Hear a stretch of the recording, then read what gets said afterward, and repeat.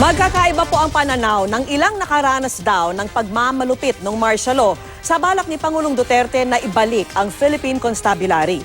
Pero ang planong ito ng Pangulo ay kailangan munang maipasa sa Kongreso para maging batas. Nakatutok si Lay Alves.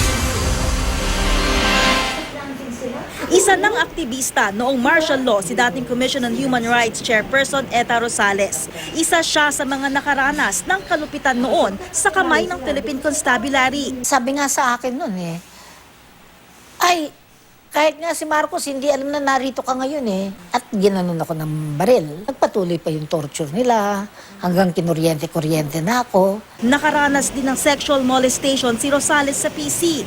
Samot-saring uri ng physical at mental torture din ang dinanas ng Nooy student leader sa Visayas na si Bayan Muna Chairman Nery Colmenares. Nariyang pinanood daw sa kanya habang kinukuryente ang ari ng isang lalaki.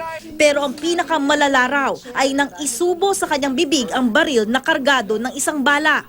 Ni-rotate niya yung barrel, tapos nilagay sa bunganga ko yung baril.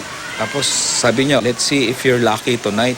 Madiin ang pagtutol ni Rosales at Colmenares sa balak ni Pangulong Duterte na muling buhayin ang Philippine Constabulary na binuwag sa bisa ng 1987 Constitution sa ilalim ni Nooy Pangulong Cory Aquino dahil sa mga abusong ginawa nito. Hindi tama na tingnan na pag minilitarize mo yung PNP o nilagyan mo ng PC,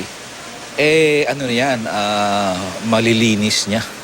Kasi ang military hindi rin malinis. Isa rin sa mga ikinulong noong martial law ang kapartido ni Pangulong Duterte na si dating Senate President Aquilino Pimentel na noon ay delegado sa Constitutional Convention.